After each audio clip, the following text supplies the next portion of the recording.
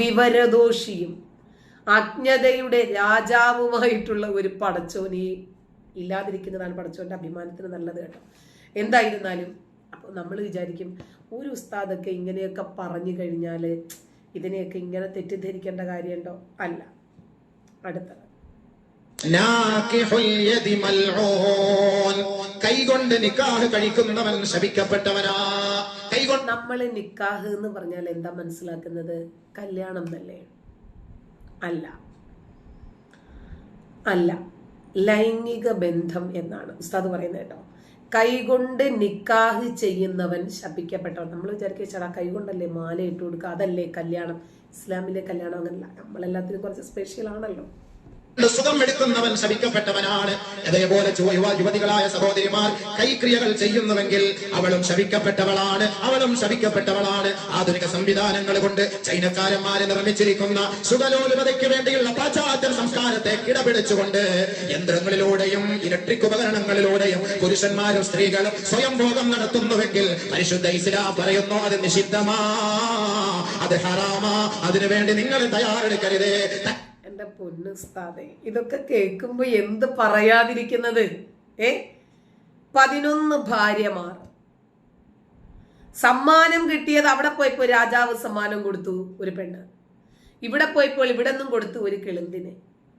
പിന്നെ അനുയായികൾക്ക് കിട്ടിയതൊക്കെ അത് കൊള്ളാലോടാ പീസ്, അതിനെ ഇങ്ങ് തന്നേരട്ടോ. അല്ല നബിയെ, അത് എനിക്ക് കിട്ടിയതാ യുദ്ധത്തിൽ നിന്ന് വീതം വെച്ചപ്പോ കിട്ടിയതാ. അല്ല അതെ, ഇങ്ങോട്ട് പോരട്ടെ. അങ്ങനെ തലയിൽ കിടന്ന ഒരു തലപ്പാവെടുത്ത് ആ പെണ്ണിന്റെ തലവഴി ഇട്ടു. ഇനി ഇതിനെ ആരും കാണണ്ട, സുന്ദരിയായിരുന്നേ. അപ്പൊ അവൻ പറഞ്ഞു, അല്ല നബിയെ നിക്കടാ, നിനക്ക് ഞാൻ 7 പേരെ തരാം. ഇതൊക്കെ ഹദീസുകളിലുള്ളതാ. ഇങ്ങനെ കുറെ കൊടുത്തിട്ട് 1 വാങ്ങിച്ചു നബി. അങ്ങനെ ഇഷ്ടം പോലെയുണ്ട്. പിന്നെ പോരെങ്കില് വേണമെന്ന് തോന്നിയാൽ ഉടനെ കൊള്ളയടിക്കാൻ പോയാൽ മതി, അവിടെ നിന്നും കിട്ടും ഇഷ്ടം പോലെ. ഇഷ്ടം പോലെ കിട്ടും വേറെയും. അല്ല, ഒരു വിരക്തി തോന്നുകയാണ്, ഒരു ചേഞ്ച്. ഉടനെ അനുയായികളെ എല്ലാവരും റെഡി ആയിക്കോടാ, വാളും കത്തിയൊക്കെ എടുത്തോടാ. ശരി, എല്ലാം എടുത്തു. എന്നാ പിന്നെ നമുക്ക് ഖൈബർ ആക്രമിച്ചേക്കാം, അവിടെ നിന്ന് പെണ്ണുങ്ങളെയും കിട്ടുമല്ലോ. അങ്ങനെ കൊണ്ടുവന്ന നബിക്ക് സ്വയംഭോഗം ചെയ്യേണ്ട കാര്യമുണ്ട് ഉസ്താദെ? ഒറ്റ മണിക്കൂർ കൊണ്ട് 11ഓളം പെണ്ണുങ്ങളുമായി ലൈംഗിക ബന്ധത്തിൽ ഏർപ്പെട്ടിട്ട് ഒരു കുളി കുളിക്കുന്ന നബിയെ ഇമാം ബുഖാരി തന്നെയല്ലേ നമുക്ക് പരിചയപ്പെടുത്തിയത്. അങ്ങനത്തെ നബിക്ക് സ്വയംഭോഗത്തിന്റെ ആവശ്യമുണ്ടോ? ഈ സ്വയംഭോഗം വേണ്ടത് പാവങ്ങളായിട്ടുള്ള മനുഷ്യന്മാർക്കല്ലേ? ഗൾഫിലൊക്കെ പോയി നിൽക്കുന്ന, അതല്ലെങ്കിൽ വിദേശത്തൊക്കെ പോയി നിൽക്കുന്ന ആളുകൾ, കല്യാണം കഴിച്ചിട്ടില്ലാത്ത ആളുകൾ, ഭാര്യമാരില്ലാത്ത ആളുകൾ. ഇനി അങ്ങനെയൊക്കെ ഉള്ള ആളുകൾക്ക് ചില പ്രത്യേക സാഹചര്യത്തിലല്ലേ ഉസ്താദ് ഇതൊക്കെ വേണ്ടത്. ഉസ്താദ് ഇങ്ങനെയൊക്കെ പറഞ്ഞ് ബുദ്ധിമുട്ടിപ്പിച്ചാൽ എന്താ ചെയ്യാ? പോട്ടെ. 16ാമത്തെ വയസ്സിൽ വിധവയായ ആയിഷയോട് സ്വയംഭോഗം ചെയ്യരുതെന്ന് പറഞ്ഞാൽ ഉസ്താദിന്റെ കാരണം വെടിച്ച ആയിഷ ഉണ്ടായിരുന്നെങ്കിൽ പുകച്ചേനെ. അല്ലടാ മലരെ, ഞാൻ പിന്നെ എങ്ങനെ ജീവിക്കൂടാന്ന് സ്വാഭാവികമായിട്ടും ചോദിക്കുമായിരുന്നു എന്ന് എനിക്ക് തോന്നുക. ശരി, നിന്റെ കൈകളിലുള്ള ശുക്ലങ്ങളുണ്ടല്ലോ, ഈ ശുക്ലങ്ങൾ നാളെ ആഖിറത്തിൽ നിന്റെ കൈകൾ ഹാജരാക്കുമ്പോ നിന്റെ കൈകളിലൂടെ ഒലിച്ചുപോയ ശുക്ലങ്ങൾ ഈ വിരൽ തുമ്പിൽ അത് കുട്ടികളെ പോലെ കിടന്നിട്ട് ഉപ്പാ ഉപ്പാ ഉപ്പാ.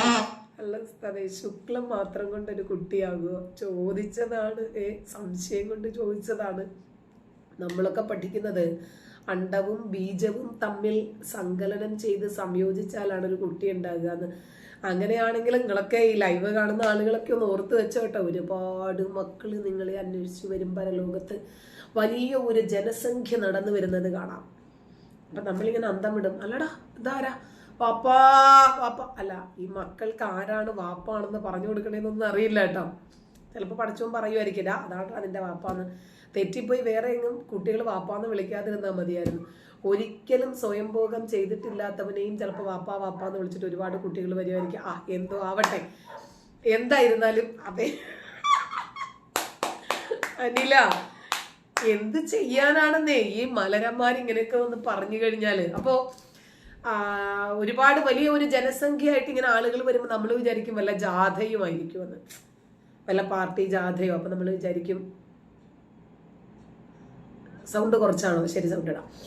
അപ്പോൾ നമ്മൾ വിചാരിക്കും പിന്നെ വല്ല പാർട്ടിയുടെയോ വല്ല മത സംഘടനകളുടെ ജാഥയോ വല്ലോ ആയിരിക്കണം. ഒക്കെ നിങ്ങളുടെ മക്കളായിരിക്കും. ഒന്ന് ആ ഉസ്താദിന്റെ അതുകൊണ്ട് സൗണ്ട് കുറച്ചാ കേൾക്കുന്നല്ലേ, ഞാനും സൗണ്ട് കുറച്ചാണ് ഇട്ടേക്കുന്നത്, ഇവിടെ ആരും ഇല്ല. ഉമ്മ എന്ന് വിളിക്കുമ്പോ ഇതെങ്ങനെ ഉണ്ടായ കുട്ടികളാണ് ഉമ്മയാണെന്ന് അനില, ഉമ്മാന്നും വിളിച്ച് കുട്ടികൾ വരും കേട്ടാ, ഓർത്തു വെച്ചോ. അപ്പൊ വലിയ ഒരു സംഘം വരുമ്പോഴായിരിക്കും അല്ല ഇതിന്റെ എല്ലാത്തിന്റെ ഉത്തരവാദി ഞാനാ, അതുകൊണ്ട് ചെലവിന് കൊടുക്കാനൊക്കെ അധ്വാനിച്ചുണ്ടാക്കി കൊടുക്കേണ്ടി വരും ഇതിനെല്ലാത്തിനും കേട്ടോ, അതിനെ എല്ലാത്തിനെയും മേയ്ക്കണം. ിക്കേണ്ടി വരും. അതുകൊണ്ട് കൈപ്രയോഗം ഇസ്ലാം അനുവദിക്കുന്നില്ല. പക്ഷേ ഒരു രസകരമായ ഒരു വസ്തുത ഉണ്ട് കേട്ടോ ഇസ്ലാമില്. അല്ല, നബിയുടെ വാപ്പ ആരാണെന്നുള്ളത് ഇവിടുത്തെ വിഷയമല്ലെന്നേ, പോട്ടെ. നബിയുടെ വാപ്പയൊന്നും ആരും അന്വേഷിച്ച് പോകരുത്, അത് വളരെ നിർബന്ധമാണ്. ആരുടെയോ സ്വയംഭോഗത്തിലായിരിക്കും, ആരെന്തോ ആവട്ടെ. പക്ഷേ ഒരു പുരുഷൻ സ്വയംഭോഗം ചെയ്യാൻ പാടില്ല, വേറൊരാളെ കൊണ്ട് പിടിച്ച് ചെയ്യിപ്പിക്കുന്നതിന് കുഴപ്പമില്ല. ഉസ്താദ് പറയുന്നതാണ് കേട്ടോ, ഞാൻ പറയണമെന്നല്ലേ. ഒരുപാട് വിശദീകരണം, ഒരുപാട് കിടക്കുന്നില്ല. പരിശുദ്ധ ഇസ്ലാമാണ് എന്നുള്ളതാണ് ആകെ ഒരു സമാധാനം കേട്ടോ. അല്ലെങ്കിൽ നമ്മൾ തെറ്റിദ്ധരിച്ചു പോയതിനെ പരിശുദ്ധമാണോ അല്ലേന്നേ. ശരി, എന്നാല് എന്തുകൊണ്ടാണ് ഇതൊക്കെ പറയുന്നത് നമുക്ക് ഉള്ളത് കൊണ്ടാണ് നബി സല്ലല്ലാഹു അലൈഹി വസല്ലം പറഞ്ഞൊരു കളിയുണ്ട്, അത് ഇന്നും നിലവിലുണ്ട് കേട്ടോ. അക്കളി ബാത്തിലല്ല, ധാരാളം പ്രതിഫലങ്ങൾ കിട്ടുന്ന കളിയാണ്. ആ മൂന്നാമതായി നബി സല്ലല്ലാഹു അലൈഹി വസല്ലം പഠിപ്പിച്ച കളി ഏതാണ്? അവിടുന്ന് പറഞ്ഞില്ലേ, വമുലാഅബതുക അഹ്ലക, ഓ പുരുഷന്മാരെ, നിങ്ങളുടെ ഭാര്യമാരോട് കളിക്കുന്ന കളിയുണ്ടല്ലോ. ഓ ഉമ്മമാരെ, സഹോദരിമാരെ, നിങ്ങളുടെ ഭർത്താക്കന്മാരോട് കളിക്കുന്ന കളിയുണ്ടല്ലോ, അത് ബാത്തിലായ കളിയല്ല. ആ കളിക്ക് ധാരാളം പ്രതിഫലം അല്ലാഹുവിങ്കൽ നിന്ന് ലഭ്യമാണ്. ഹബീബായ മുഹമ്മദ്. അതുകൊണ്ടാണ് മദ്രസയിലൊക്കെ ഉസ്താദുമാരെ ഇതൊക്കെ ഒന്ന് പരിശീലിക്കുന്നത്. അപ്പൊ ഉസ്താദ് ഇത് പറഞ്ഞു, ഈ കളിക്ക് ധാരാളം പ്രതിഫലം കിട്ടുമെന്ന് പറഞ്ഞപ്പോ ഉസ്താദുമാര് പിന്നെ മദ്രസയില് പ്രതിഫലം കിട്ടുന്ന കാര്യമല്ലേ ഒന്ന് നോക്കാമെന്ന് വിചാരിച്ചു. അതൊരു തെറ്റാണോ?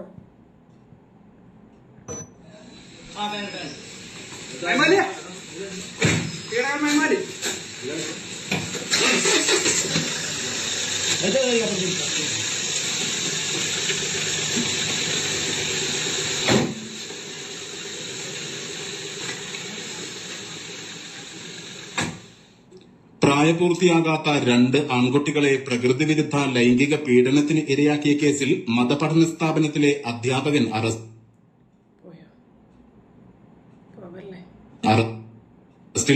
തുവൂർ തേക്കുന്നിലെ മതപഠന സ്ഥാപനത്തിലെ പ്രധാനാധ്യാപകനും അഞ്ചുചവടി പരിയങ്ങാട് സ്വദേശിയുമായ കട്ടക്കാടൻ മുഹമ്മദ് അലിയെയാണ് പോക്സോ വകുപ്പ് ചുമത്തി കരുവാരക്കുണ്ട് പോലീസ് അറസ്റ്റ് ചെയ്തത്.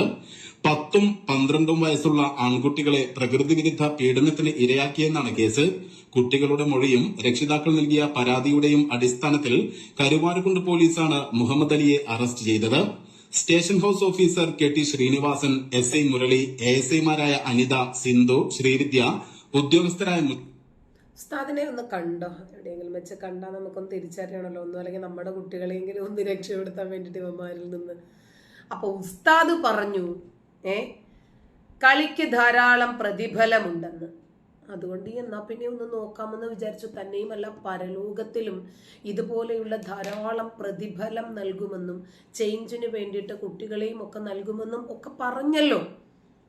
അതുകൊണ്ട് ഉസ്താദുമാരൊന്ന് ഒരു ചേഞ്ച് ആവട്ടെ എന്ന് വിചാരിച്ചപ്പോൾ അതൊരു തെറ്റാണോ?